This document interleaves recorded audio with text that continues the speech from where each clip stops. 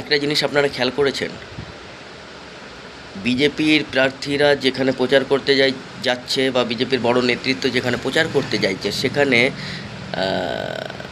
তৃণমূলের একদল কিছু সমর্থক রাস্তায় দাঁড়িয়ে পাগল কুকুরের মতো ঘেউ ঘেউ করছে, জয় বাংলা স্লোগান করছে।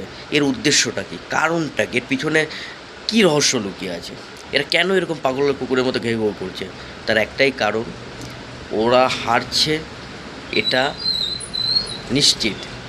ওরা হার বুঝতে পেরে এখন পাগলামি করছে।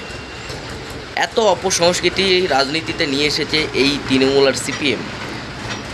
ভদ্র শিক্ষিত লোক এখন রাজনীতি থেকে বাংলার মানুষ দূরে থাকে, এই একটা কারণ। বাইরের রাজ্যে এরকম দেখতে পাবেন না। বাংলায় যতটা অসভ্যতা আপনারা দেখতে পাবেন, রাজনৈতিক হিংসার কারণে খুন খারাপি, একে অপরকে মেরে মাথা ফাটানো, কারো বাড়ি দখল করে নেওয়া, পুলিশি মিথ্যা কেস দেওয়া, এগুলো আমাদের বাংলাতে হয়ে থাকে, আর কোথাও পাবেন না।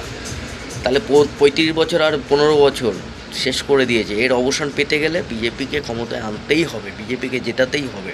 তৃণমূলের এই পাগলামো, অসভ্য বর্বর মানে যে ব্যবহার, এটা সহ্য করা যায় না। কী দরকার ভাই, প্রচার করছে বিরোধী দল, সেখানে গিয়ে তুমি জয় বাংলা স্লোগান। আরে তোমাদের মিটিং মিছিলে গিয়ে তুমি যত পারো যত খুশি জয় বাংলা স্লোগান করো, রাস্তাঘাটে করো, গ্রাম অঞ্চলে করো। বিজেপি যেখানে যাচ্ছে সেখানে গিয়ে জয় বাংলা স্লোগান দেওয়ার কী মানে আছে?